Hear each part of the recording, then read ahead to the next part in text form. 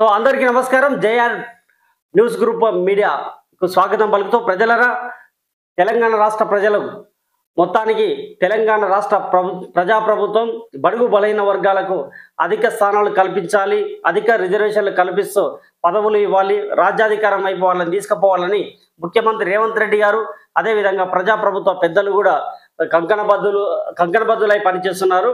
మరి ఈ సందర్భంగా స్థానిక ఎన్నికలు పోవడానికి బీసీలకు 42%, ఎస్సీ ఎస్టీలకు మొత్తం కలిపి 69% రిజర్వేషన్లు కల్పిస్తూ స్థానిక ఎన్నికలకు వెళ్ళడానికి సిద్ధమయ్యారు. ఈ తరుణంలో ఎన్నికల షెడ్యూల్ కూడా ప్రకటించడం జరిగింది. సో ఇక్కడ రిజర్వేషన్లు 50% లోపే ఉండాలని కొందరు వీటిని వ్యతిరేకిస్తూ సుప్రీంకోర్టును ఆశ్రయించారు, హైకోర్టును కూడా ఆశ్రయించడం జరిగింది. సో సుప్రీంకోర్టు ఏం తీర్పు ఇస్తుంది, మళ్ళీ ఈ రిజర్వేషన్ రద్దు చేయమని చెప్తుందా అని చెప్పి ప్రజలు అట్లా ప్రభుత్వ పెద్దలు కూడా ఉత్కంఠంగా ఎదురు చూసారు.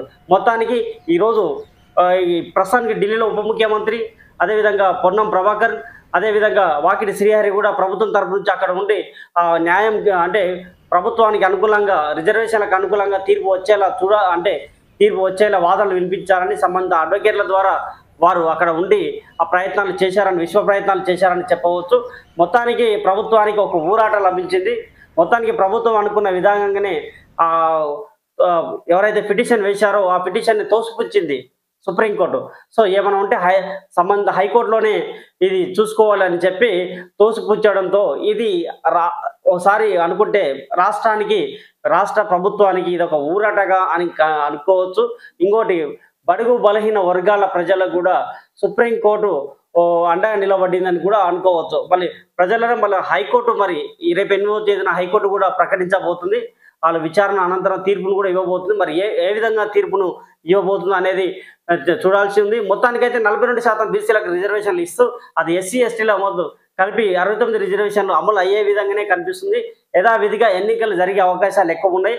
అనుగుణంగా బీసీ వర్గాలు, బడుగు బలైన వర్గాల ప్రజలు మొత్తానికి ప్రజాస్వామ్యబద్ధంగా రాజ్యాంగబద్ధంగా జరిగే ఎన్నికల్లో పోటీ చేసి వివిధ పదవులు తెచ్చుకోబోతున్నట్లు కనిపిస్తుంది. ఏది ఏమైనా ఈ క్రెడిట్ రాష్ట్ర ముఖ్యమంత్రి యనమల రేవంత్ రెడ్డి ప్రజాప్రభుత్వానికి, అదేవిధంగా రాహుల్ గాంధీ తెలంగాణ రాష్ట్ర ప్రజలకు హామీ ఇచ్చారు ఎన్నికల ముందు. అదేవిధంగా వారు అమలు చేస్తున్నట్టు కనిపిస్తుంది.